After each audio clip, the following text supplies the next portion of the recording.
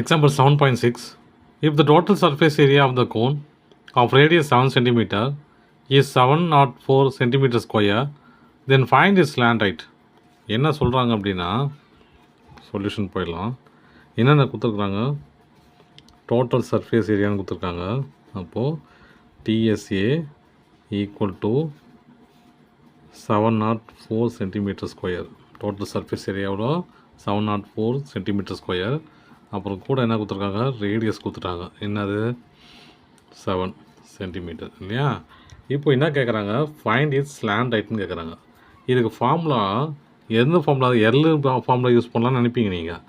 ஆனால் L equal to H square plus R ஸ்கொயர்னு இருக்கு இல்லையா, அந்த ஃபார்முலா யூஸ் பண்ணலான்னு நினைப்பீங்க. ஆனால் இங்கே டிஎஸ்ஏன்னு கொடுத்துட்டாங்க இல்லையா, டோட்டல் சர்ஃபேஸ் ஏரியான்னு கொடுத்துட்டாங்க.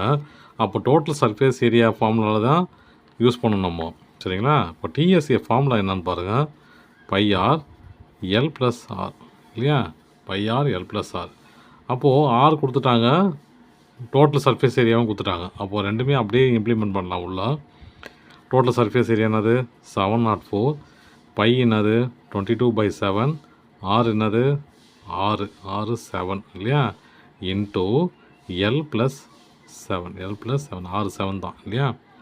அப்போது ரெண்டையும் கேன்சல் பண்ணிக்கலாமா, 7 7 கேன்சல் பண்ணிக்கலாம்.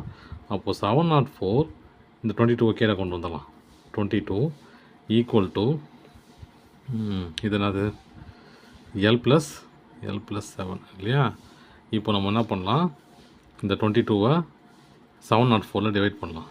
704 டிவைடட் பை 22 டிவைட் பண்ணால் 222 422 88. அப்போது 322 66 சரிங்களா.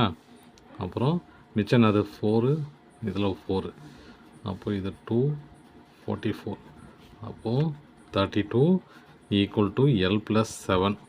அப்போ எல்லுங்கிறது வேணும் இல்லையா நமக்கு. அப்போ 7 அந்த பக்கம் கொண்டு போயிட்டா எல் ஈக்குவல் டு 32 - 7. ஏன்னா ப்ளஸ் இருக்குது, இந்த பக்கம் போச்சுன்னா மைனஸ் ஆகிடும்.